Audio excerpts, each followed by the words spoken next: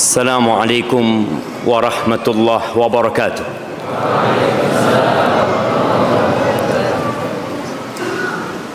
Alhamdulillah alladzi hadana lihada wa ma kunna linahtadiya laula an hadana Allah. Segala puji bagi Allah Jalla Jalaluhu yang telah memberikan hidayah kepada kita, memberikan petunjuk dan membimbing kita untuk jadi orang yang taat kepada Allah. Kita tahu kebenaran dan kita mengamalkan kebenaran, dan semoga Allah mematikan kita di atas kebenaran. Kalau bukan karena petunjuk yang Allah berikan kepada kita, kita nggak akan seperti ini.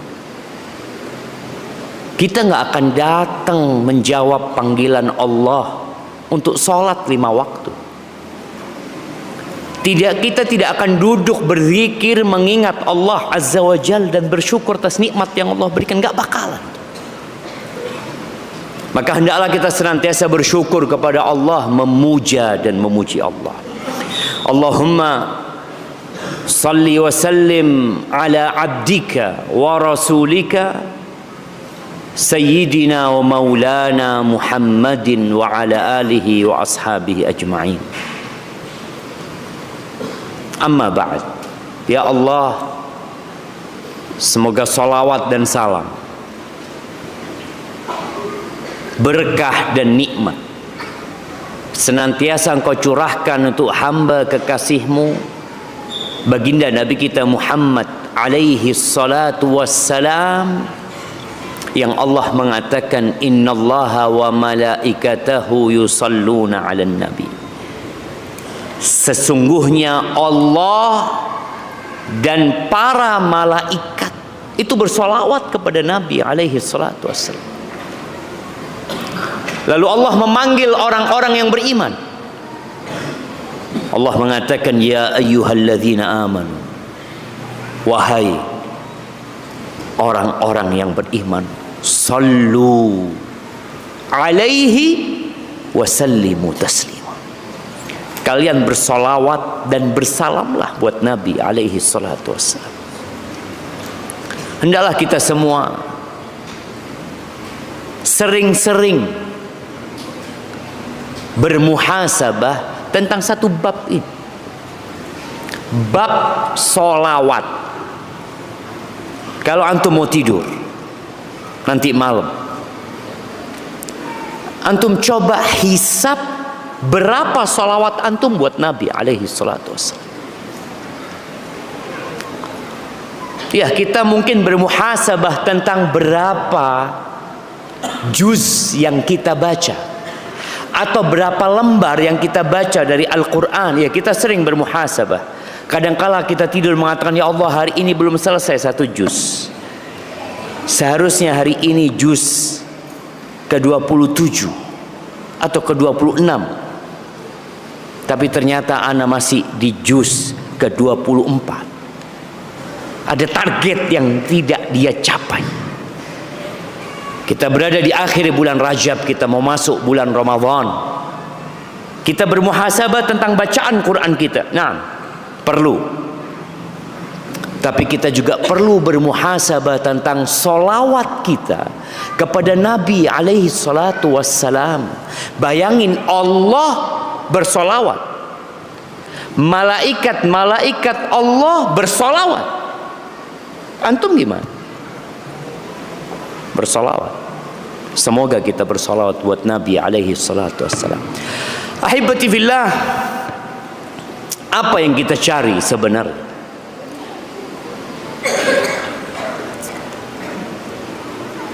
Imam kita tadi salat maghrib membaca di rakaat pertama tentang orang yang mencari fata morgana, orang yang mencari dunia.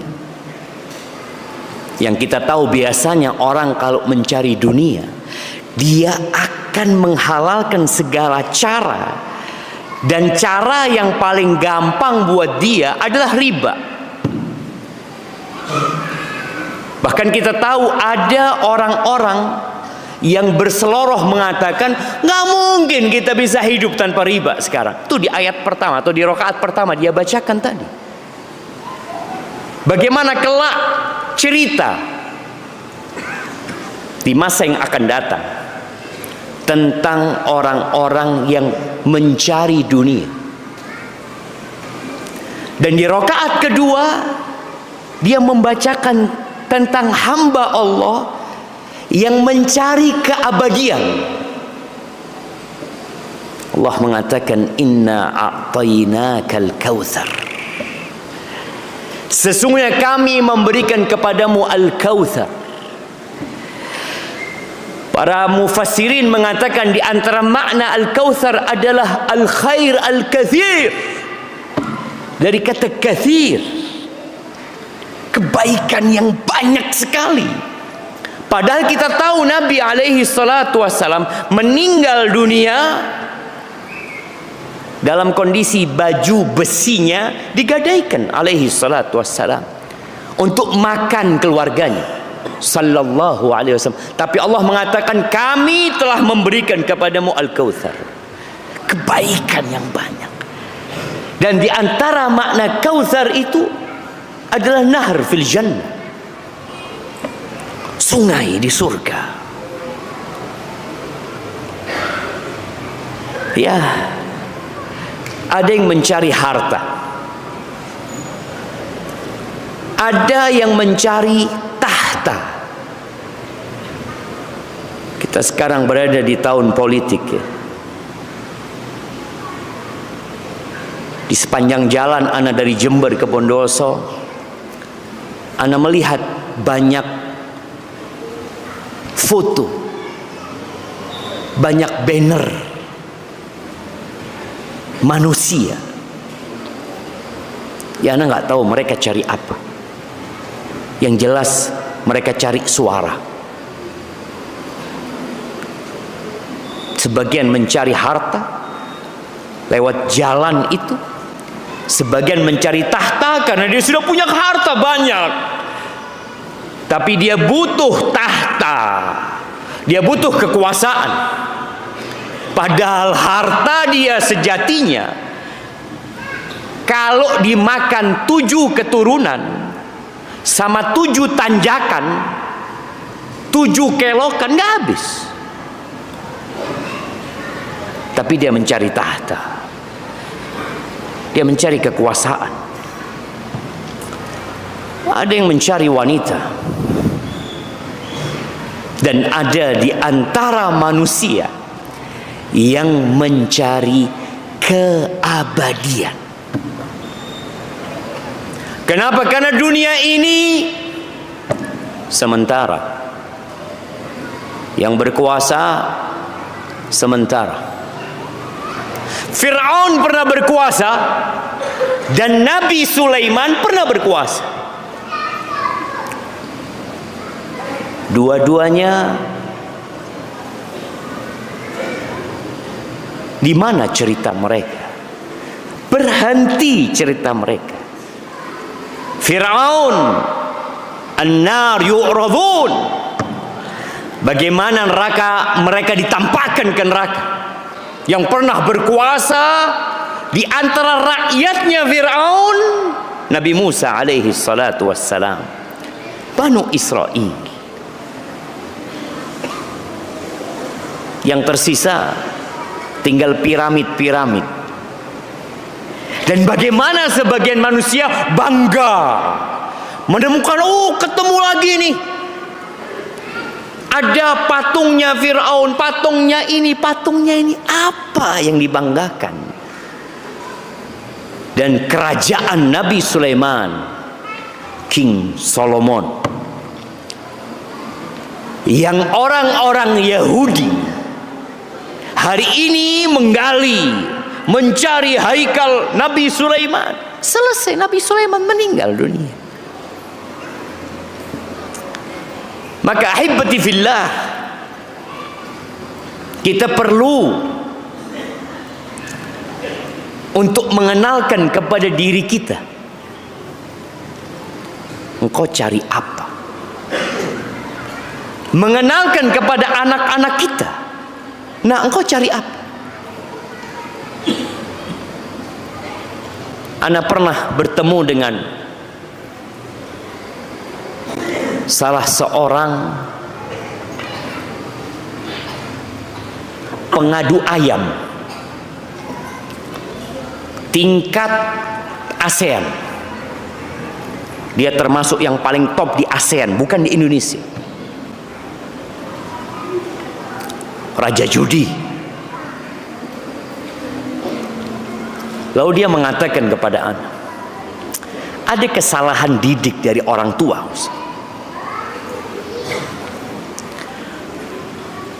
Bapak ana, ibu ana nyuruh ana sekolah supaya pinter dan supaya nanti bisa kerja. Berarti nyari apa? Cari dunia, cari fulus. Sebagian orang tua menyuruh anaknya sekolah agar anak itu jadi pinter, mungkin nanti ada yang jadi dokter supaya bisa mudah cari fulus. Jarang orang tua yang mendidik anaknya. Nah, engkau cari ilmu, engkau belajar nak, agar engkau mencari keabadian.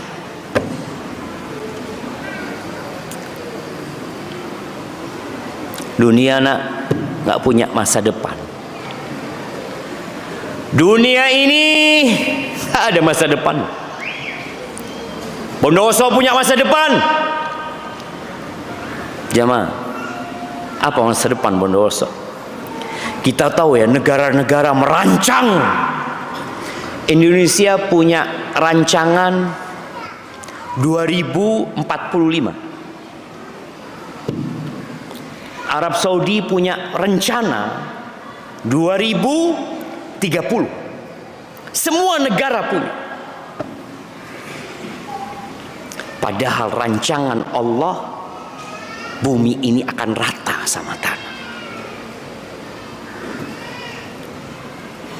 Apapun yang dibangun manusia, sehebat apapun dia, yang mungkin dia berpikir ana membangun memang bukan untuk diri ana bakal mati, tapi untuk generasi yang akan datang nantinya bisa menikmati. Nggak ada, mereka semua bakal mati. Bahkan gunung yang kita lihat, bagaimana orang-orang musyrikin ya, ketika diajak oleh Nabi alaihi salatu wassalam untuk mencari keabadian,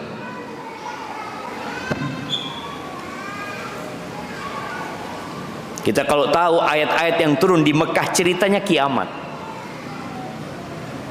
Hal ataka hadithul ghashiyah. Al-qari'atu mal-qari'ah. Idza zulzilatil ardu zilzalaha. Itu masa depan bumi ini. Oleh karena itu kita tahu sebagian manusia berpikir kalau bumi ini akan hancur, ana mau bikin pemukiman di Marsan. Sebagian mulai berpikir untuk bikin perumahan di Mars. Mungkin sebagian berpikir di bulan. Apa kata Allah? Idza sama'un fatarat wa idzal kawakibun tasarat. Itu bintang-bintang yang kita lihat indah akan berjatuhan nantinya. Gunung-gunung yang menjulang tinggi, jangan bicara bangunan. Bangunan paling tinggi di Bondowoso berapa lantai? Jemaah, berapa lantai? Ada 10 lantai di Bondowoso. Ini orang Bondowoso nggak tahu sama Bondowoso. Berapa bangunan tertinggi di Bondowoso? Hah?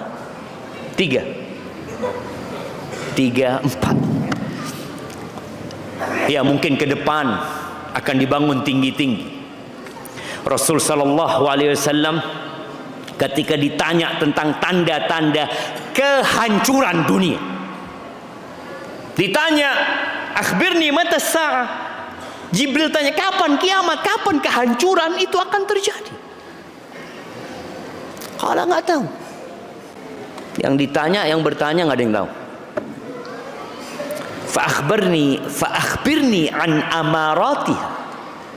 Kabarkan kepada aku tanda-tanda kehancuran itu. Ternyata tanda-tanda dunia akan hancur, kiamat akan terjadi, dunia semakin indah. Wa antaral hufata al-urata al-alata ru'asha yatatawaluna fil bunyan. Tanda-tanda kiamat itu engkau akan melihat para badui-badui penggembala kambing yang setengah telanjang, yang tidak beralaskan kaki, yang kerjanya mengembalakan kambing, yang rumahnya pindah-pindah, nomaden, ikut curah hujan. Suatu saat mereka akan berhenti. Tidak lagi mereka pindah-pindah. Mereka akan berlomba-lomba memanjangkan bangunan.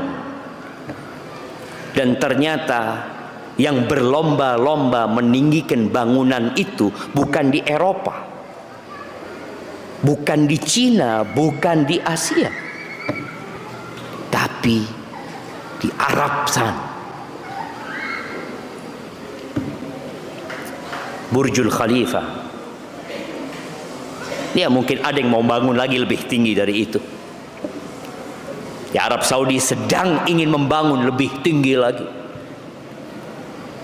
Bukan dilarang membangun bangunan tinggi, tidak. Jangan sampai antum berpikir haram berarti enggak. Nabi cuma menceritakan realita, kenyataan yang akan terjadi, bahwa mereka akan berlomba-lomba meninggikan bangunan. Dan kita udah lihat itu. Yang berangkat umroh akan melihat Allahu Akbar, kiamat sudah dekat. Nah, hibati billah. Jemaah rahimakumullah,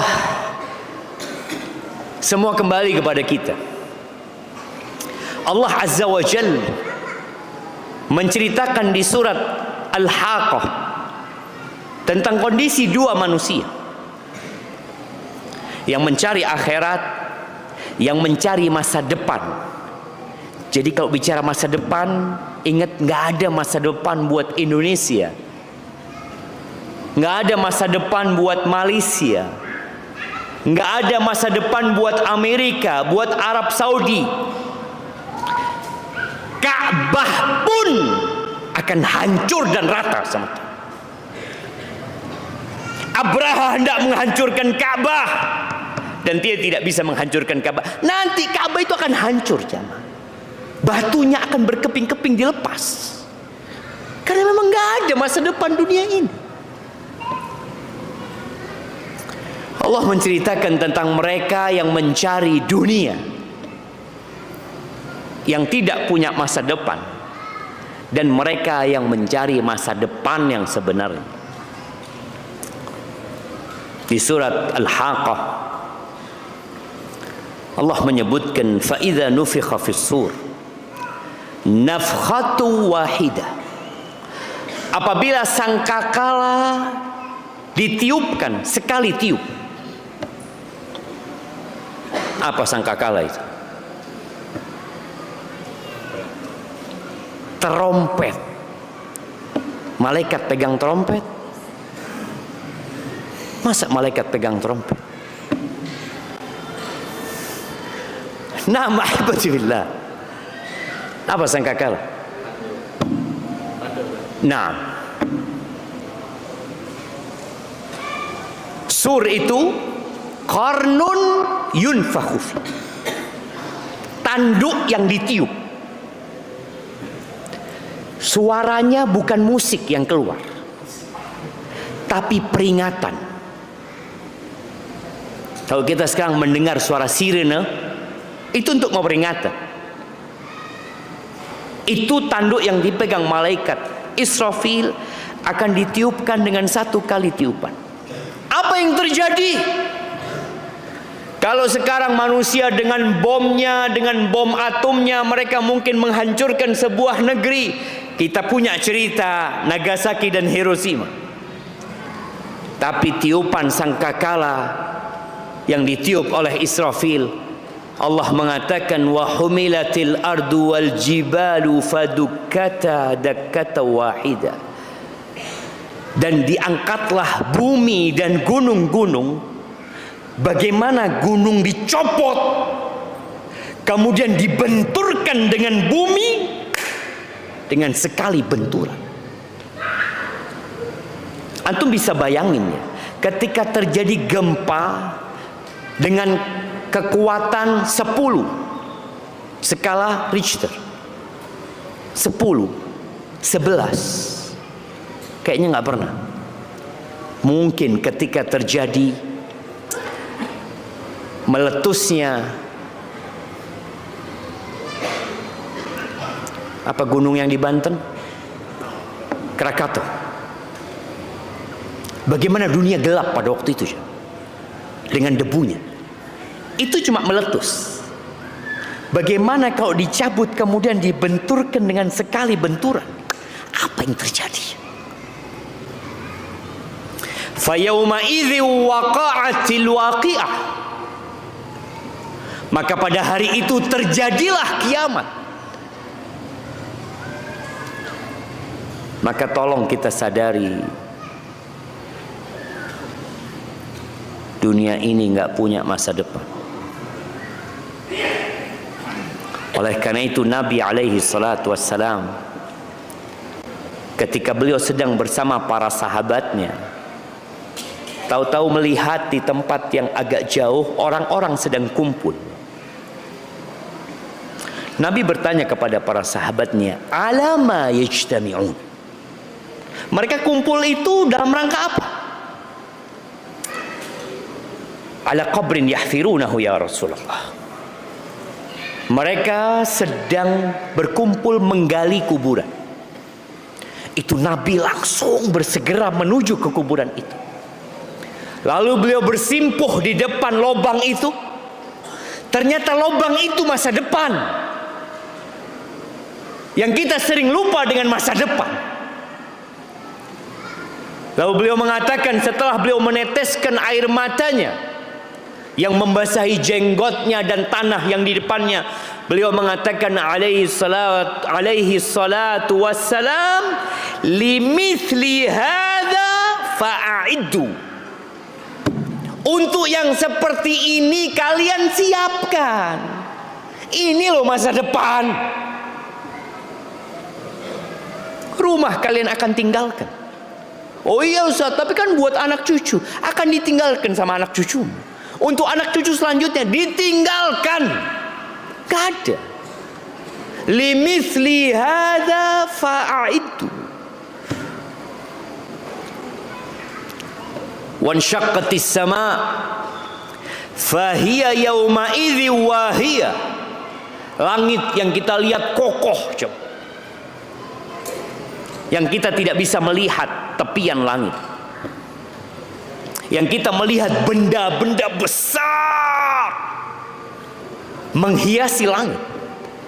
Ternyata langit itu akan terbelah, jemaah. Bayangin ya, kita kalau lihat atap ini terbelah, kita ada kubah. Ketika terjadi gempa kemudian terbelah, apa yang akan terjadi sama antum? Antum akan lari kemana-mana. Gimana kalau langit yang terbelah? Langit menjadi rapuh pada waktu itu. Bintang-bintangnya berjatuhan. Wal malaku ala arjaiha wa yahmilu arsya rabbika fawqahum yawma idzin thamani. Allah katakan para malaikat berada di penjuru-penjuru langit. Dan pada hari itu 8 malaikat menjunjung arsy Allah Azza wa Jal.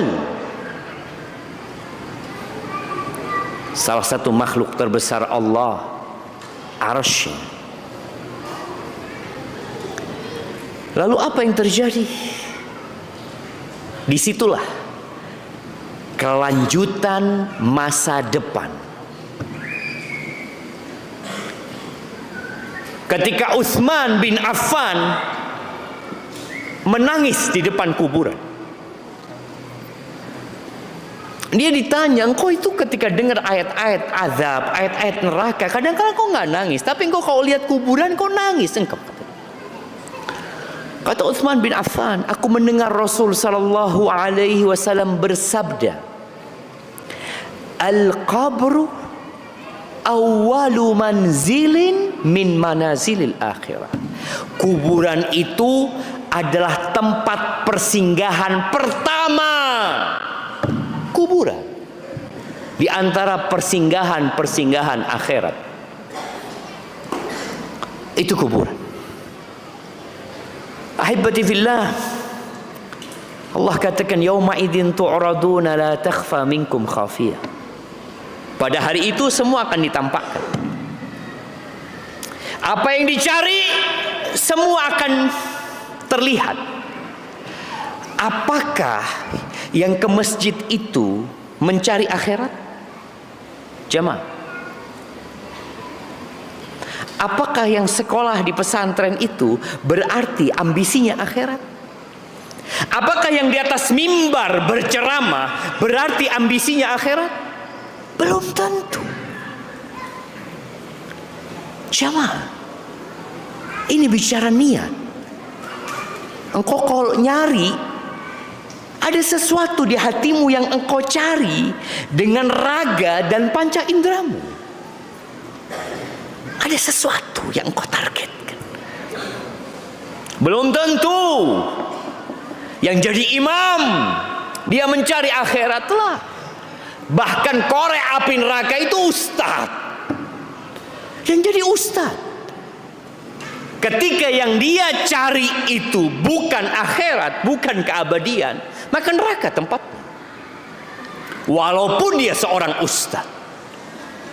Apakah semua yang mati di medan perang, yang syahid dalam kacamata dunia, itu ambisinya akhirat? Lah. Di perang Uhud, ketika para sahabat berperang di bawah panji Rasul sallallahu alaihi wasallam, bersama mereka ada Abu Bakar As-Siddiq, bersama mereka ada Umar, ada Utsman, ada Ali, ada Abdurrahman bin Auf, ada Sa'ad bin Abi Waqqas. 10 sahabat yang dijamin masuk surga ada bersama mereka. Tapi apa kata Allah tentang mereka yang ada di medan perang? Minkum man yuridud dunya wa minkum man yuridul akhirah. Di antara kalian ada yang mencari dunia, di tempat mencari akhirat dia mencari dunia. Dan di antara kalian ada yang mencari akhirat. Pada hari itu semuanya akan tampak. Apakah orang yang rajin bersedekah, orang yang membangun masjid, orang yang tadi mungkin menyumbang ambulan untuk maslahat umat, dia mencari akhirat? Belum tentu. Salah satu yang menjadi korek api neraka, Jawad, orang yang dermawan, yang ketika dia dihisab, yauma idzin tu'radun la takhfa minkum khafiyah. Pada hari itu kalian akan ditampakkan, dipamerkan kalian. Kita semua menyimpan sesuatu di hati kita. Kita semua punya rahasia yang mungkin istri, anak kita tidak tahu. Pada hari itu semua akan dipamerkan. La takhfa minkum khafiyah. Nggak ada yang tersembunyi lagi, nggak ada. Semua akan ditampakkan. Ini orang yang rajin bersedekah, yang suka bangun masjid, yang suka bangun madrasah, mungkin orangnya baik. Kita mungkin berpikir, ya Allah zen ya orang ini ya, insya Allah langsung masuk surga. Belum tentu. Karena belum tentu dia cari surga memang. Ketika dihisab, Allah menanyakan tentang nikmat-nikmat yang Allah berikan kepada dia. Dan orang ini mengatakan, iya Allah, semua Engkau berikan kepada aku. Fama amilta biha. Engkau gunakan buat apa? Ma min sabilin. Kau lihat orang ini, top. Tidak ada satu jalan kebaikan yang engkau suka harta itu diinfakkan di sana, illa anfaqtu fihi laka, melainkan aku berinfak di sana, bersodakoh di sana, laka, untukmu ya Allah. Apa kata Allah? Kadzabta, bohong engkau. Engkau mencari popularitas. Innama anfaqta liqala jawad. Engkau hanya cari nama. Itu engkau cari. Engkau mencari kesenanganmu sendiri. Bersodakoh mengikuti nafsunya. Berjihad mengikuti nafsunya. Menjadi ustadz berceramah, menjadi imam hafal Quran mengikuti nafsunya. Engkau hanya cari popularitas. Engkau hanya mencari follower. Engkau hanya menjadi sanjungan. Thumma umira bihi fasuhiba ala wajh thumma turiha finnar. Maka engkau cari apa sekarang jemaah? Kata Allah Azza wa Jal, fa amma man utiya kitabahu biyaminihi, adapun yang mendapatkan kitab dengan tangan kanan. Ini orang mencari ketika dunia, itu yang dia cari. Fayaqulu ha'umuqra'u kitabiyah, dia akan mengatakan, baca kitabku ini, baca.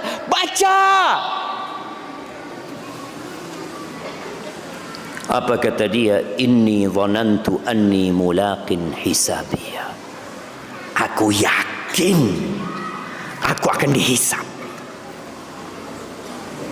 Aku yakin semua yang aku kerjakan akan dihisab. Salatku, sedekahku, umrahku, hajiku. Lalu apa yang terjadi dengan dia? Fahuwa fi 'ishatir radiyah. Inilah kalau engkau mencari, orang ini akan berada dalam kehidupan yang diridhai, fi jannatin 'aliyah, di surga Allah yang tinggi. Dia akan kekal selama-lamanya di sana. Qutufuha daniyah. Surga itu tinggi. Salah satu pohonnya namanya tuba, yang seorang pengendara kuda selama 100 tahun kalau dia melewatin pohon itu nggak kelewati jamaah naungannya. 100 tahun bayang. Tapi kata Allah, qutufuha daniyah. Jangan khawatir.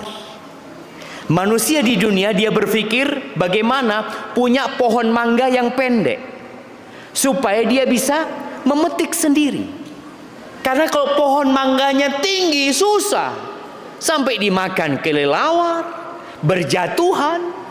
Orang berpikir bagaimana punya pohon duren yang kecil sehingga dia mau metik dengan tangannya. Di surga pohonnya besar-besar. Qutufuha daniyah. Tapi memetiknya dekat jamaah. Dekat. Engkau mau apa di sana? Ini masa depan. Kulu washrabu hani'an bima aslaftum fil ayyamil khaliyah. Kalian silahkan makan, minum dengan nikmat. Jamaah, kalau kita makan dan minum di dunia,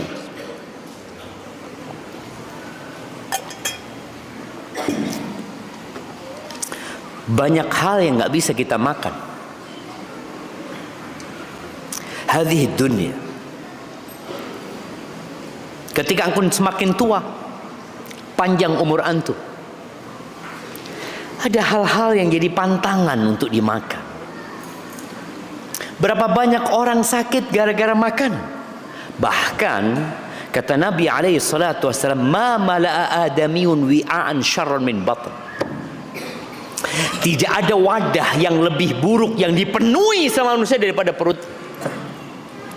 di dunia. Di sana disuruh makan semaunya. Dan di sana tidak ada toilet.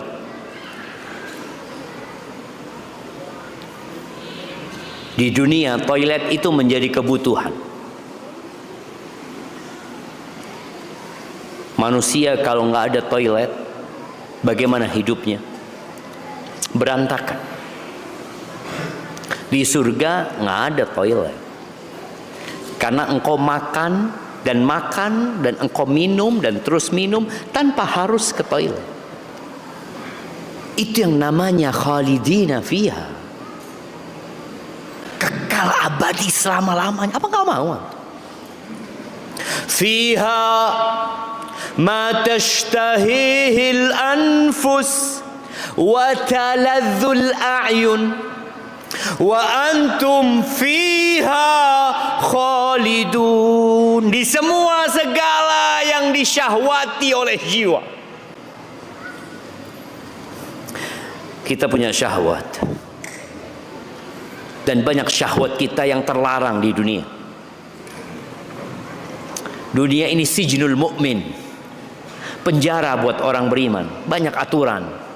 Iya. Wa jannatul kafir, surga buat orang-orang kafir, semua diterabas sama dia. Tapi nanti di surga semua yang kau inginkan. Engkau mau apa? Makanya di dunia tidak semua yang antum inginkan tercapai. Tapi di sana semuanya. Antum mau jadi presiden umpama, jadi orang nomor 1 di Indonesia, apakah semua keinginan antum tercapai? Enggak juga. Apakah antum bisa makan semua yang antum inginkan? Enggak. Bayangkan bagaimana susahnya hidup menjadi presiden. Presiden itu kemana-mana harus ada pas pampres. Ana ingat dengan seorang kawan, ketika dia ngawal SBY waktu jadi presiden di Lombok, dia cerita, Ustaz, SBY ini capek, Ustaz, mau masuk kamar nggak bisa, Ustaz. Pas pampresnya yang harus nyoba ranjangnya dulu, dicoba, dilihat, ini sudah orang ngantuk dia mah, nggak bisa langsung tidur. Setelah dicoba, dibuka semuanya, dilihat, baru boleh masuk. Di dunia sampai sekelas presiden nggak bisa menikmati. Dan di surga nggak ada tidur, jemaah. Khalidina fiha abada. Karena orang tidur itu tidak merasakan kenikmatan sejatinya. Karena orang tidur itu tidak merasakan apa-apa. Ashabul Kahfi berapa tahun tidur? 309 tahun. Ketika bangun apa kata mereka? Labithna yawman aw ba'da yawm. Kayaknya kita regut cuma sehari atau sebagian hari. 309 tahun. Maka di surga nggak ada yang namanya tidur. Yang ada nikmat. Maka sekarang antum di dunia cari apa? Kalau mencari dunia, antum mencari sesuatu yang hina sebenarnya. Kita butuh dunia ini sebagai jembatan buat akhirat. Maka Allah katakan, kalian makan, kalian minum karena amal yang telah kalian lakukan pada hari-hari yang telah lalu di dunia.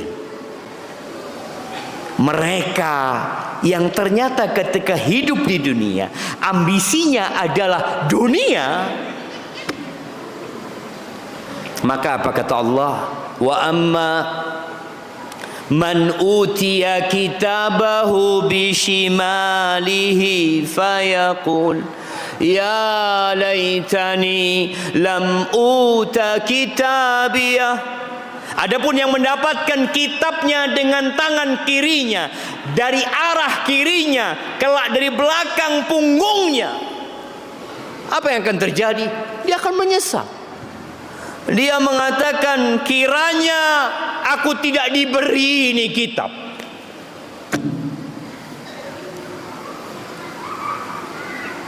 Tanpa dia melihat kitab, dia sudah tahu. Karena sudah diberikan dari arah kiri. Walam adri ma hisabiyah. Sehingga aku nggak tahu dengan isi. Nggak usah kasih kita.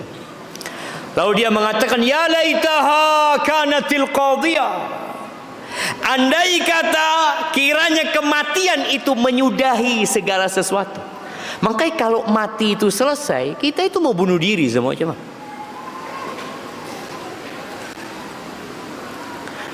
Berapa banyak orang yang susah hidup.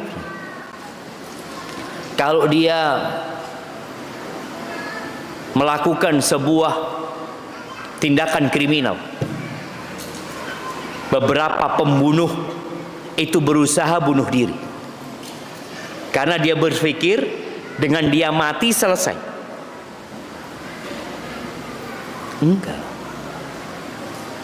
Apalagi orang-orang yang hidupnya enak, mereka takut dengan kematian, dan dia berpikir kematian selesai, tapi ternyata tidak. Allah akan tegakkan keadilan.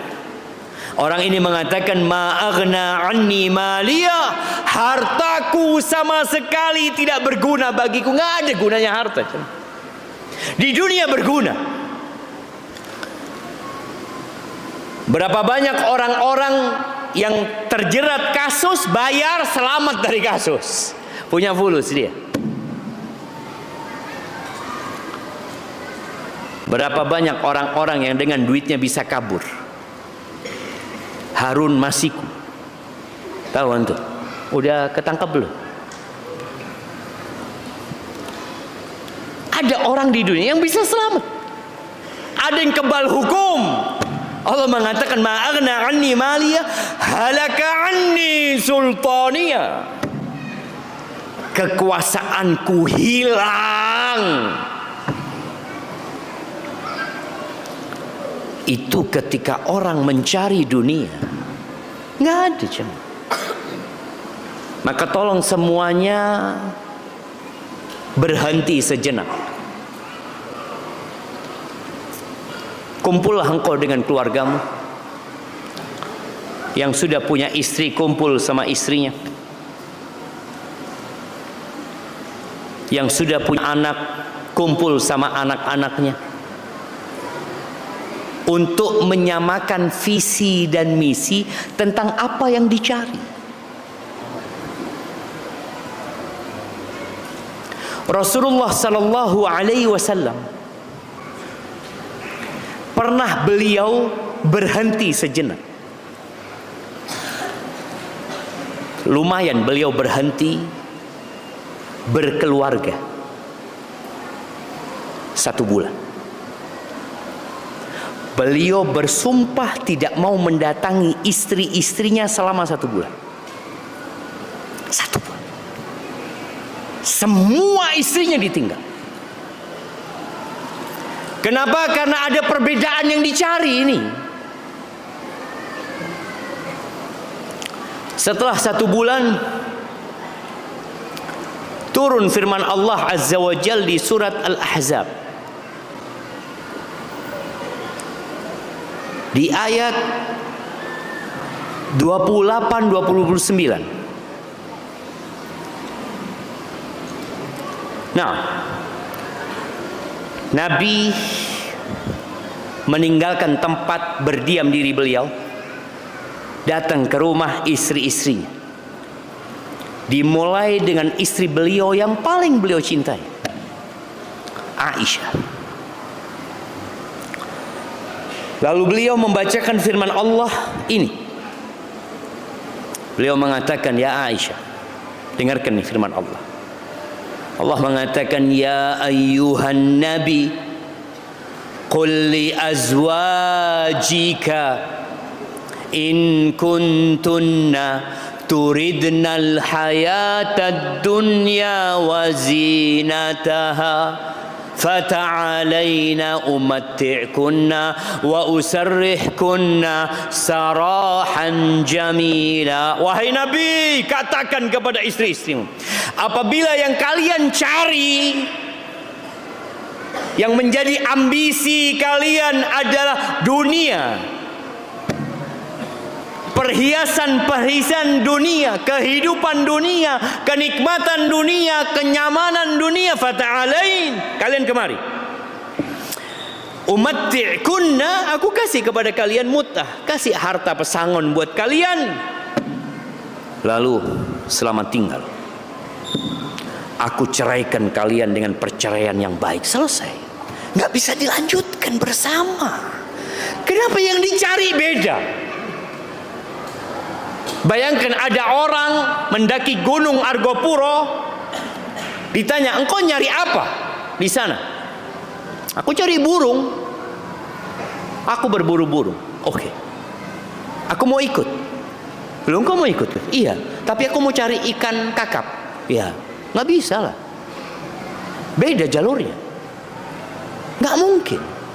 Loh, aku mau cari, nggak mungkin. Kita harus pisah. Antum jalan ke laut sana. Aku ke gunung. Yang kita cari beda. Di sini Nabi alaihissalatu mengatakan kepada istri-istrinya, kalau yang kau cari adalah kenikmatan dunia, perhiasan, di sini kau. Nabi nggak marah sama mereka. Bahkan Nabi akan menceraikan mereka dengan perceraian baik. Kasih harta, nih harta, bismillah, selamat tinggal. Terima kasih kalian sudah mendampingiku. Pernah menjadi istriku, pernah menjadi pasangan hidupku, tapi untuk selanjutnya selamat tinggal. Kenapa beda yang dicari?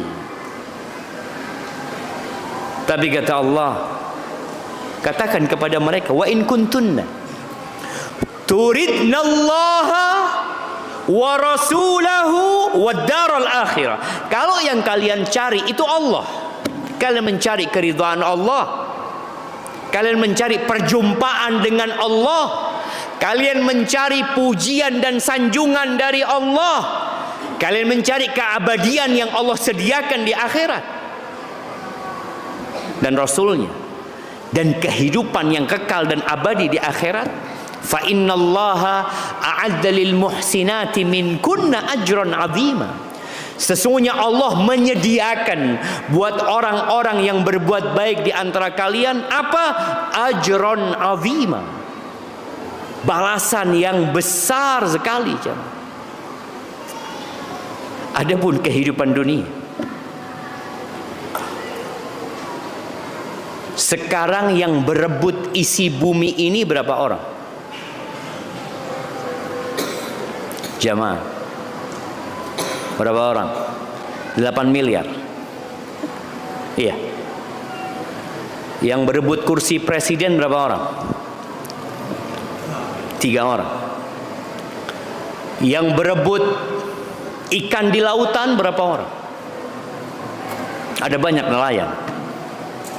Yang berebut jadi pegawai negeri ketika ada pendaftaran CPNS, ribuan orang. Apa kata Allah tentang yang diperebutkan oleh manusia ini?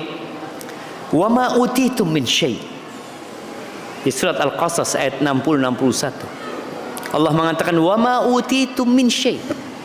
Apa saja yang diberikan kepada kalian, famata'ul hayatid dunya wa zinatuha. Itu kenikmatan dunia yang sementara, perhiasan dunia yang enggak lama. Berapa lama jadi presiden? Berapa lama, jemaah? Ada orang yang ingin jadi presiden seumur hidup. Kalau jabatan presiden seumur hidup pun berapa lama? 100 tahun? Enggak lah. 200 tahun? Nah, enggak ada. Umur umat Nabi SAW antara 60 sampai 70. Yang lewat sedikit. Kita mau azan dulu. Naam. Baik, nasma'ul azan. Fadhal. Bismillah.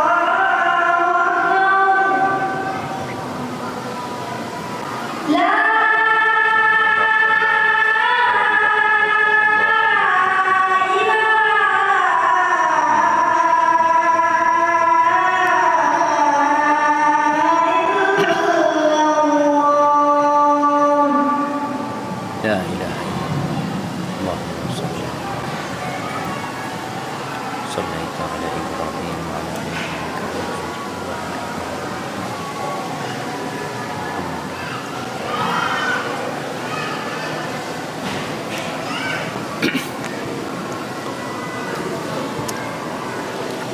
اللهم صل وسلم على نبينا محمد. Ahibati fillah, apa aja yang Allah berikan, apa saja dari kenikmatan dunia itu hanya sebentar. Maka Allah katakan wa ma indallah khairun wa abqa. Yang di sisi Allah itu lebih baik dan lebih abadi. Allah katakan afala ta'qilun. Kalian pakai enggak akal kalian? Kita ini kadang-kadang nggak pakai akal kita. Kita ngelihat fulan mati, fulan kena penyakit, fulan semakin tua, semakin menderita hidupnya walaupun punya harta. Hadil hayatud dunya. Maka Allah kan afala ta'qilun. Kalian pakai nggak akal kalian? Dan kalau diberikan kepada kalian semua isi dunia ini, itu tidak lebih dari bangkai anak kambing. Kenapa? Karena semuanya sementara, nggak lama. Kalau bicara tadi jadi presiden, nggak lama antum jadi presiden. Apapun jabatan antum, yang jelas posisi itu pernah didudukin orang lain dan akan digantikan oleh orang lain. Ahibati fillah, apa yang kita lakukan? Ya udah, Allah kasih nikmat sama kalian, cari akhirat. Wabtaghi fima ataka Allah daral akhirah, cari akhirat. Engkau dikasih harta, dikasih kesehatan, dikasih jabatan, kedudukan, cari akhirat. Wala tansa nasibaka minad dunya. Yang kau butuh, kehidupan dunia butuh. Engkau butuh rumah, ya bangun rumah. Engkau butuh beristri, engkau menikah. Engkau butuh mobil, engkau beli mobil. Engkau butuh pakaian, fadhal. Jangan lupa bagianmu dari dunia. Lalu Allah katakan wa ahsin kama ahsanallahu ilaik. Berbuat baiklah engkau sebagaimana Allah berbuat baik kepadamu, supaya jangan ada orang yang merasa dia mendapatkan nikmat ini karena kecerdasan dia, karena kesolidan dia. Allah yang kasih. Maka berbuat baiklah sebagaimana Allah berbuat baik kepadamu. Wala tabghil fasada fil ard. Jangan berbuat kerusakan di muka bumi ini. Jangan berbuat maksiat engkau di muka bumi ini. Kenapa? Innallaha la yuhibbul mufsidin. Allah nggak suka dengan orang-orang yang membuat kerusakan. Tapi jamaah, ternyata manusia itu lebih mementingkan kehidupan dunia. Udah dikasih tahu cuma sebentar, tetap maksa. Di akhir surat Al-A'la yang sering dibaca oleh imam ketika sholat Jumat, ketika sholat Idul Fitri, ketika sholat istisqa, Allah mengatakan bal tu'thirunal hayatad dunya wal akhiratu khairu wa abqa inna hadza la fis suhufil ula suhufi Ibrahim wa Musa. Kata Allah, akan tetapi kalian lebih mementingkan kehidupan dunia, padahal akhirat itu lebih baik, lebih kekal, lebih nikmat, lebih nyaman, lebih segala-galanya. Dan ayat ini ada dalam kitab yang Allah turunkan kepada Nabi Musa, dan ada pada kitab yang Allah turunkan kepada Nabi Ibrahim. Sejak zaman itu Allah sudah tetapkan kalian lebih mementingkan kehidupan dunia. Sehingga kalau bicara nyari apa? Cari dunia. Ahibati fillah, maka saatnya kita berhenti sejenak kajian ini untuk antum merenungkan, antum cari apa sebenarnya. Sekali lagi, tidak semua yang di masjid mencari akhirat. Tidak semua yang suka berbagi mencari akhirat. Karena mencari sesuatu itu terbetik di hati, terekam di sana yang mungkin orang lain nggak tahu. Boleh jadi orang yang di pasar mencari akhirat, padahal dia sedang berada di tempat yang paling dibenci sama Allah Azza wa Jalla. Dan sebaliknya, boleh jadi ada di rumah Allah, di tempat yang paling dicintai Allah, dia cari dunia.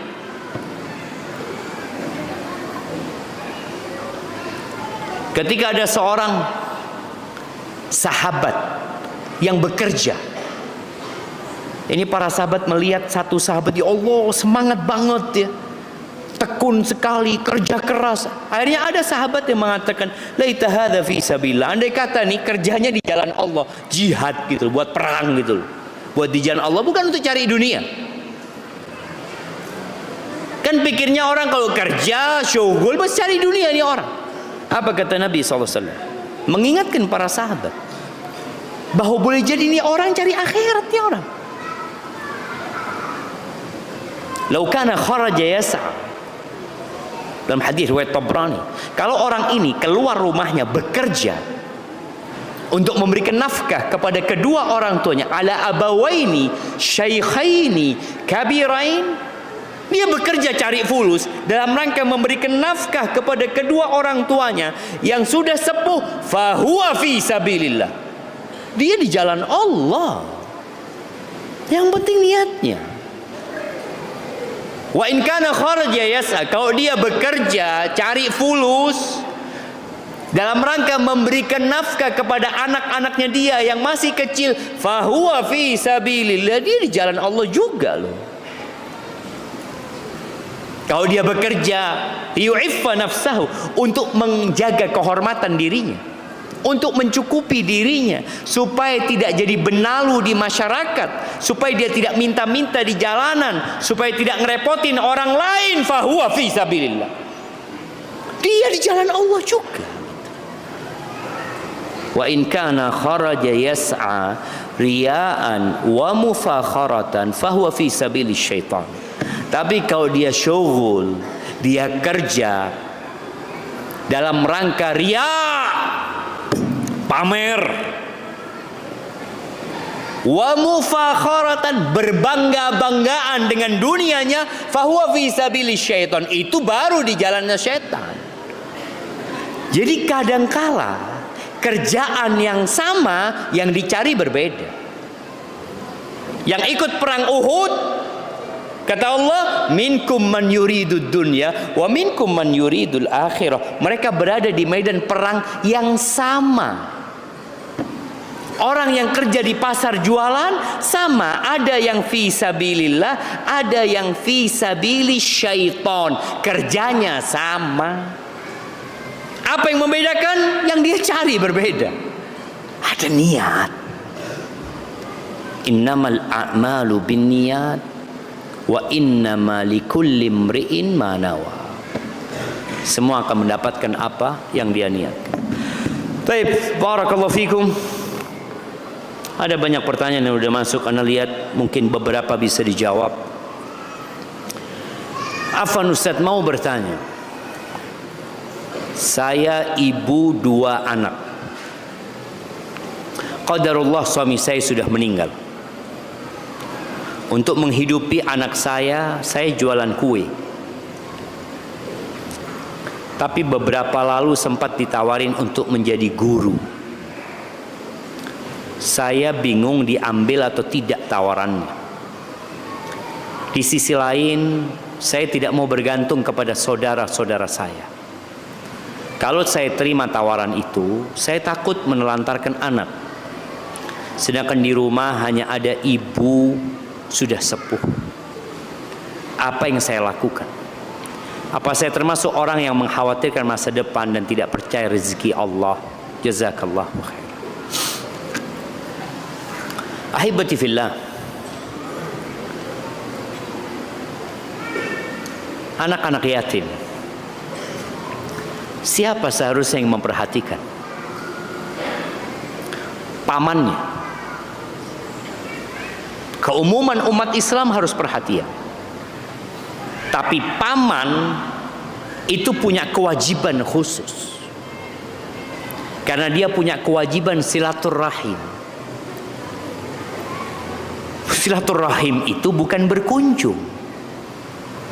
Makna silaturahim itu adalah al-ihsan ilal aqarib, berbuat baik kepada kerabat. Jadi tolong diperhatikan tuh, janda-janda yang punya anak, yang ternyata engkau pamannya anak tersebut, tapi sekarang orang hidup nafsi-nafsi. Engkau akan ditanya ketika engkau melantarkan anak yatim. Dan di antara sifat orang yang mencari dunia, Allah mengatakan balla tukrimunal yatim. Kalian gak menghormati anak yatim. Itu tanda orang-orang yang ambisinya dunia. Tapi orang yang ambisinya akhirat, dia ingat dengan hadis Nabi sallallahu alaihi wasallam, ana wa kafilul yatim kahatain. Aku bersama orang yang merawat anak yatim seperti ini kelak pada hari kiamat. Itu yang cari akhir. Kembali kepada pertanyaan ini, apa yang harus dilakukan seorang ibu? Iya, kau bekerja dalam rangka memberikan nafkah kepada anak-anak dan ibumu, engkau fi sabilillah. Kalau engkau ada pekerjaan yang bisa menggabungkan mencari nafkah dan tetap merawat anak-anak, itu yang harusnya engkau kerjakan. Tapi kalau engkau bekerja kemudian melantarkan anak-anak, maka tidak. Pilihan menjadi guru kalau akhirnya melantarkan anak-anak, maka kau tolak seharusnya. Dan pintu rizki itu bukan hanya bekerja. Di antara pintu rizki yang sering kita lupakan adalah istighfar. Bagaimana Nabi Nuh mengatakan kepada kaumnya, faqultu astaghfiru rabbakum innahu kana ghaffara yursilis samaa 'alaikum midrara wa yumdidkum bi amwalin wa banin wa yaj'al lakum jannatin wa yaj'al lakum anhara. Istighfar.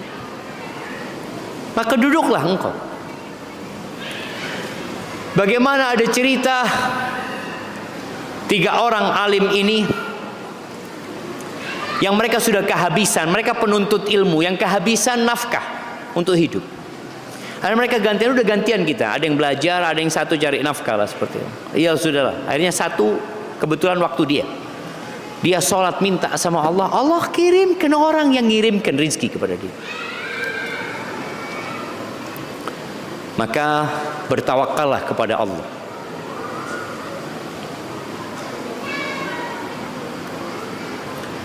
Kalau kalian bertawakal kepada Allah dengan sebenar-benarnya tawakal. Tawakal itu artinya as-siqatu billah wal i'timad alaih.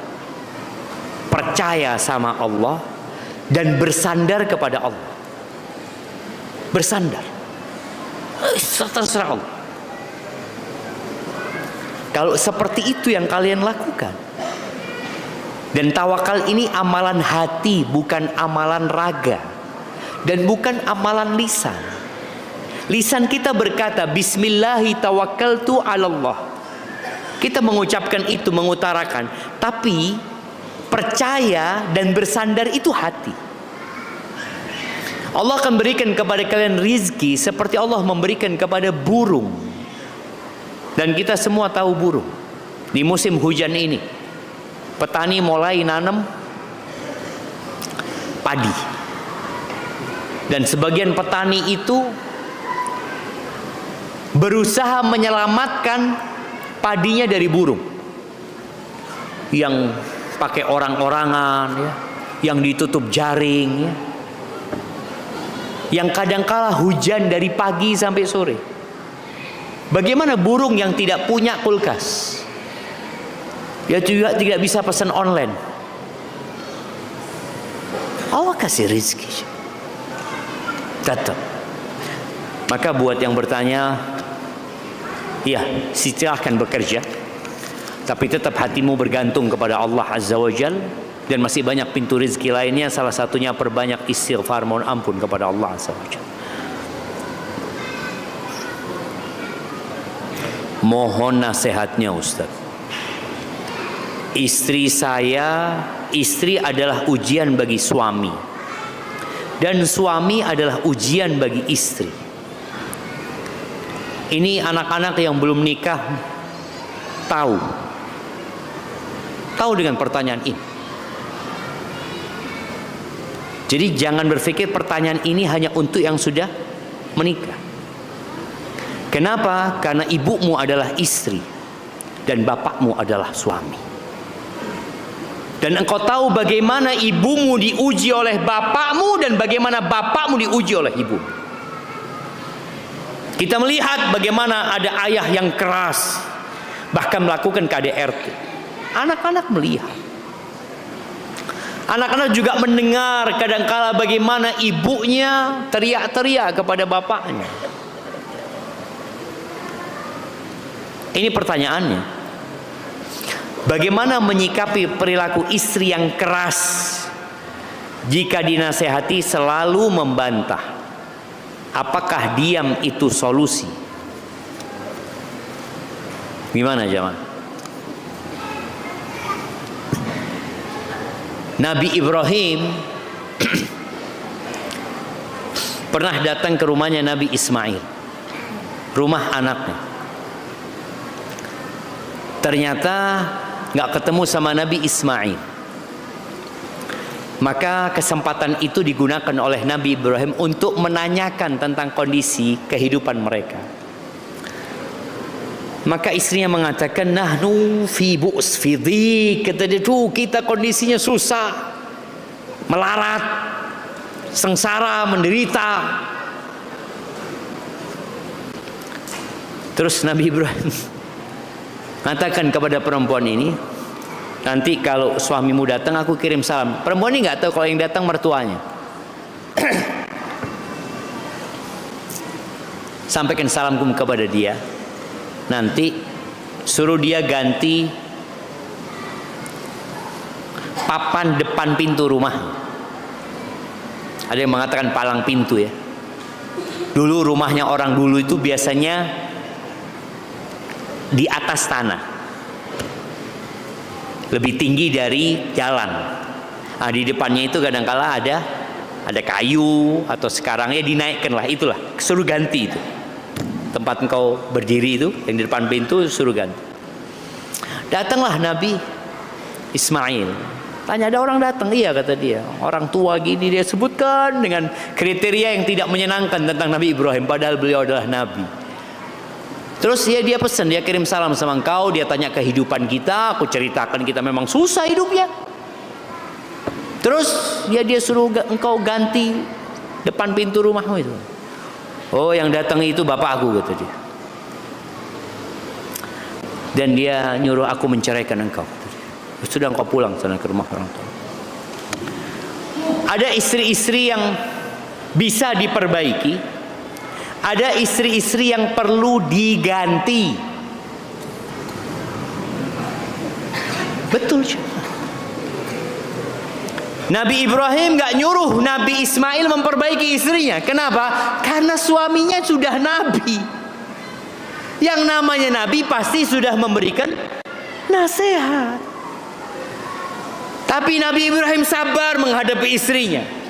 Sang mertu, sang bapak udah kayaknya gak bisa dilanjutkan. Ismail udah ganti kok istri. Ada istri yang perlu diganti. Apakah istri antum perlu diganti? Belum tentu. Mungkin antum perlu memberikan nasihat, atau antum yang perlu memperbaiki diri. Istri ini walaupun suaminya ustadz, kadang-kadang nggak mau dikasih nasihat sama suami. Kenapa? Karena posisi ustadz itu ketika masuk rumah bukan ustadz lagi, tapi suami. Kok suamiku? Kok ngasih nasihat mungkin karena ya engkau kemauan.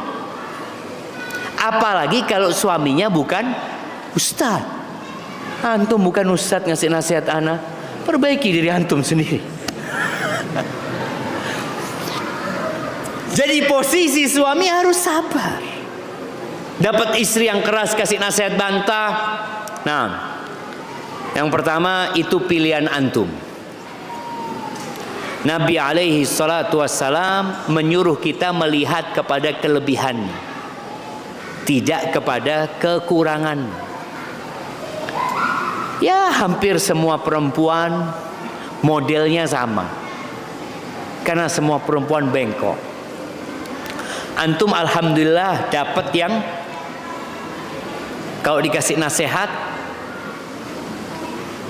bantah, tapi ada yang dikasih nasihat kabur. Mendingan mana antum? Ya alhamdulillah Ustaz, ana masih bantah. Kalau kabur ribut sama mertua, aduh repot lagi Ustaz. Lihatlah kepada kelebihannya dan antum terus berusaha memperbaiki. Dan bagi para wanita, engkau mungkin melihat ada istri-istri Nabi yang kadangkala ketika dikasih nasihat, ya ngangkat suara, Nabi nggak ditegur dari pagi sampai malam ada. Sekali lagi kenapa? Karena posisinya Nabi jadi suami pada waktu itu dan Nabi bersabar. Engkau perlu bersabar. Allah mengatakan wa'ashiruhunna bil ma'ruf. Pergaulilah istri-istri kalian dengan cara yang ma'ruf. Fa in karihtumuhunna. Kalau kalian benci kayak gini, nggak suka sama istrinya, apa? Balikin ke orang tuanya, bungkus. Apalagi sekarang banyak kargo online, bungkus sudah. Pak, COD ya, anak kirimkan. Anaknya COD suruh bayar sama orang tua. Fa in karihtumuhunna fa asa an takrahu syai'an wa yaj'alallahu fihi khairan katsira. Boleh jadi yang kalian benci itu di sana ada Allah. Allah ada jadikan kebaikan yang banyak di sana. Lihat kepada kelebihannya dan cara memberi nasihat istri. Jadi ada kelakuan istri yang masih bisa ditoleransi. Ada yang sudah keterlaluan. Nabi alaihi salatu wassalam kenapa mendiamkan istri-istrinya? Karena memang dalam syariat cara memberikan nasihat istri itu ada beberapa tahapan. Allah mengatakan wallati takhafuna nushuzahunna fa'idhuhunna wahjuruhunna fil madaji' wadribuhun. Dan wanita-wanita yang kalian khawatir dia nggak nurut, dikasih tahu apa yang lakukan, fa'idhuhunna, kasih mau'idhah. Jadi kalau ngasih nasihat istri itu, berilah dia mau'idhah hasan. Mau'idhah hasan itu mau'idhah yang dibungkus dengan cinta dan kasih sayang. Jangan marah-marah dulu antum. Kalau antum ngasih nasihat istri, sini-sini, antum kayaknya wanita penghuni neraka. Gimana dia mau dengarkan? Tapi kalau mengatakan istriku sini, wallahi nggak ada perempuan di dunia ini yang ana cinta seperti mencintai anti. Semoga anti jadi penghuni surga. Baru dia duduk dia dengerin. Lalu antum kasih nasihat. Jadi kalau ngasih nasihat istri itu jangan menyebutkan kesalahannya dulu. Sebutkan kebaikan-kebaikan dia. Katakan jazakillah khair, ana makasih banyak. Anti sudah mendampingi ana selama ini. Anti ngajarin anak-anak dengan baik. Sebutkan kebaikan-kebaikan dia. Setelah itu sampaikan ada satu hal yang ana ingin anti lebih baik lagi. Semoga anti bisa. Lalu sebutkan nasihat. Tapi kalau antum sudah marah-marah ya selesai sudah. Istri anak keras Ustaz. Udah tahu keras, antum marahnya keras, keras-kerasan. Yang namanya batu ketemu batu, apa yang terjadi? Antum tahu sekarang itu ada yang namanya apa? Anak-anak kalau dulu pingsut, sekarang gunting batu kertas. Tahu? Gunting batu kertas. Batu itu kalahnya sama apa? Sama kertas.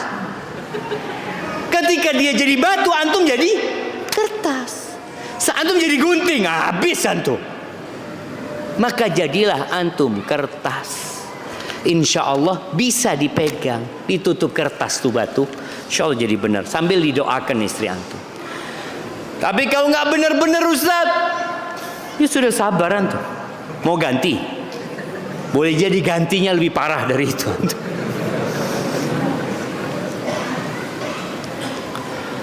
Kebetulan temanya ini tentang mencari. Ana mau bertanya tentang mencari pemimpin Ustaz. Mencari pemimpin itu apakah syaratnya sama dengan mencari pasangan Ustaz? Apa perlu untuk sholat istikharah Ustaz? Ahibati fillah,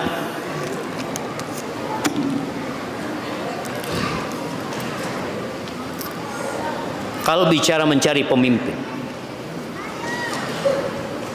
dua syarat. Inna khaira man ista'jarta al-qawiyul amin. Jangan bicara pemimpin di Bondowoso. Jangan bicara pemimpin di Jawa Timur. Jangan bicara pemimpin di Indonesia. Pegawai yang antum mau jadikan dia pekerja, itu sebaik-baiknya yang antum jadikan adalah al-qawiyyu al-amin, yang kuat dan amanah. Itu yang dicari. Jadi kalau bicara antum mencari pemimpin, apakah seperti mencari pasangan? Ya, karena pasangan hidup adalah pemimpin. Makanya ketika seorang wanita mau mencari suami, kata Nabi SAW dua. Carilah yang agamanya baik, akhlaknya mulia. Itu suami. Apalagi presiden. Kalau suami yang rakyatnya cuma satu, rakyatnya cuma satu. Siapa rakyatnya? Ya istri jadi rakyatnya suami. Ini syaratnya harus akhlaknya baik dan agamanya baik. Kalau bicara agama baik itu ada minimal sholat yang 5 waktu, puasa di bulan Ramadan. Jadi yang wajib-wajib dia kerjakan, yang haram dia tinggalkan. Itu batasan minimal jadi suami. Bagaimana kalau dia jadi pemimpin? Apakah perlu istikharah? Ketika antum nggak tahu mana yang baik, di sini istikharah. Tapi kalau ternyata cuma satu yang baik umpamanya, yang melamar antum cuma satu, dan ini orang soleh, dan antum sudah tanya kemana-mana, yang nggak harus istikharah. Tapi antum mau istikharah, silahkan. Karena istikharah itu bukan kewajiban, tapi anjuran. Barakallahu fikum.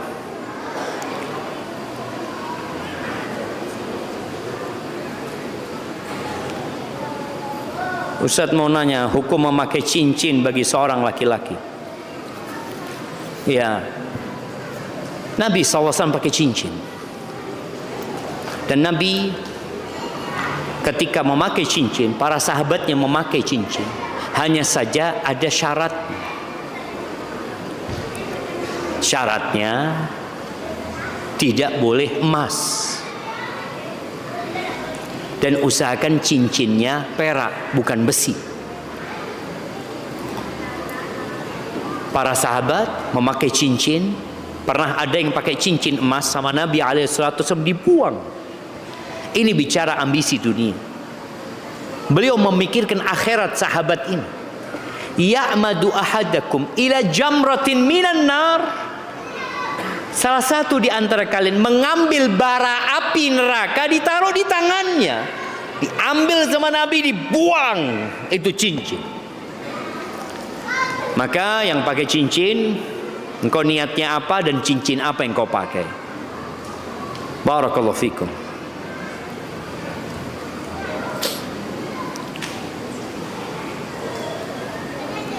Ustadz, afan hukum merantau ke negara yang mayoritas orang kafir seperti negara Jepang, tapi diniatkan untuk mencari nafkah dan berdakwah. Ya ahibati fillah, para ulama berbicara tentang hukum safar ke negeri kafir. Hukum asalnya nggak boleh, hukum asalnya tidak boleh, tapi diperbolehkan dengan beberapa syarat. Seperti ketika dia berangkat untuk berdagang ke sana, tapi jangan sampai mengorbankan agama dia. Kalau ternyata di tempat itu dia tidak dapat melaksanakan sholat, dia tidak dapat menegakkan agama Allah di sana, maka engkau pulang. Kalau ternyata resiko engkau berada di sana, imanmu akan tergerus sedikit demi sedikit, engkau pulang. Kalau niatnya berdakwah sama, engkau berdakwah ke sana melihat fitnah yang begitu besarnya, bukan engkau yang berdakwah, engkau didakwain nantinya di sana.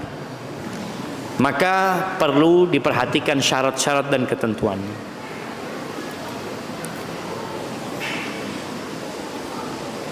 Beberapa hari yang lalu, ana baca buku sirah, tapi tiba-tiba otak anak itu berpikir kalau Nabi Muhammad SAW itu bukan Nabi. Tapi hati anak tetap menyatakan kalau Nabi Muhammad itu Nabi. Bagaimana itu Ustaz? Sallallahu alaihi wasallam. Naam jamaah. Syaitan itu tidak pernah berhenti menyesatkan manusia.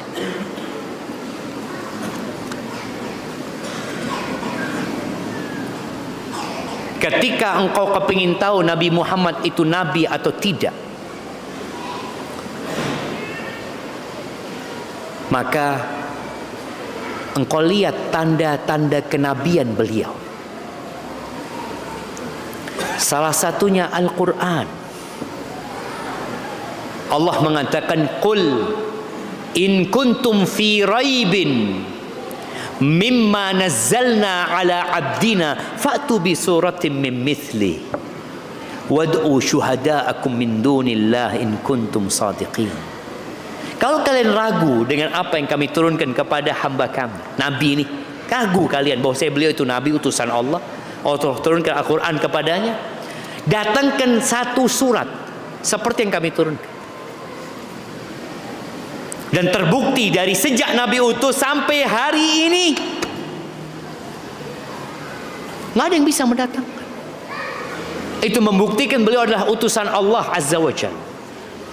Kemudian ketika antum ada keraguan tadi datang ke Ustaz, Ustaz, anak ketika baca poin ini kok ada keraguan Ustaz? Datang supaya syubhat itu dihilangkan. Karena terus terang ada seorang ibu yang telepon ana, dia mengatakan, Ustaz, anak ana ini kuliah di perguruan tinggi Islam Ustaz di Indonesia, kok sekarang dia nggak percaya bahwa Nabi Muhammad adalah Nabi alaihi salatu wassalam. Ada syubhat yang menimpa dia dan ada bisikan syaitan. Maka baca a'udzubillahi minasyaitonir rajim.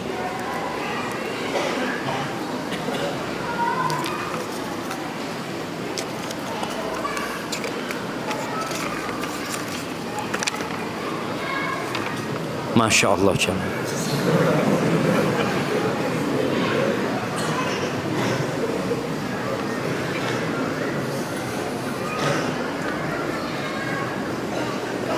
Nah, saya sudah belajar puasa Senin Kamis, kurang lebih sudah berjalan 6 tahunan. Tapi akhir-akhir ini puasa sunnah ana terkadang jebol, karena terkadang di hari Senin Kamis istri terlihat lebih cantik dari hari-hari lainnya. Yang terkadang istri suka menggoda. Pada akhirnya puasa saya batal. Padahal sebelum azan subuh saya sudah sahur, sekalipun hanya dengan seteguk air. Pertanyaannya, apakah saya tetap mendapatkan pahala puasa sunnah saya Ustaz, sekalipun puasa sunnah saya sering batal dengan alasan yang sama? Dan apakah saya harus izin kepada istri untuk puasa sunnah? Kebalik ini jamaah. Antum seharusnya puasa sunnah sama istri, bukan minta izin sama istri. Tapi memang jamaah, yang puasa sunnah itu amiru nafsi. Dia itu pemimpin buat dirinya. Kalau dia mau lanjutkan puasanya, dia lanjutkan. Dia mau batalkan, dia batalkan. Boleh orang yang puasa sunnah seperti itu.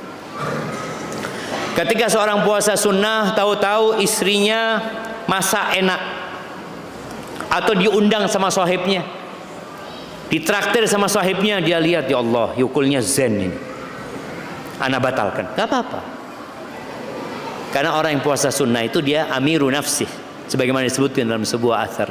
Dia bebas, tapi pahalanya ya cuma sampai di waktu dia membatalkan puasa. Makanya puasa sunnah ini juga boleh niatnya di pagi hari. Antum nggak niat di malam hari. Ketika orang diundang, kata Nabi SAW, diundang makan, kata Nabi SAW, insya'a falyakul, dia kalau mau dia makan, kemudian dia bisa gantikan puasanya besok, kalau dia mau ganti gitu ya. Tapi kalau nggak apa-apa dia, karena hanya puasa sunnah. Tapi kalau dia nggak mau membatalkan, ya nggak apa-apa. Dia mendoakan yang mengundang dia. Jadi intinya, ketika antum berpuasa sunnah, ini tugas suami. Jangan hanya mau selamat sendirian. Antum juga bagaimana menyelamatkan istri antum. Ajak istri antum puasa sunnah. Karena ada istri-istri yang tidak membantu suaminya untuk akhirat. Kalau suaminya puasa, digodain. Ayolah bang, ini goda. Seharusnya dia mendukung suaminya, bahkan dia menyediakan sahur buat suaminya, bahkan barengin suaminya puasa sunnah. Ini malah menggoda.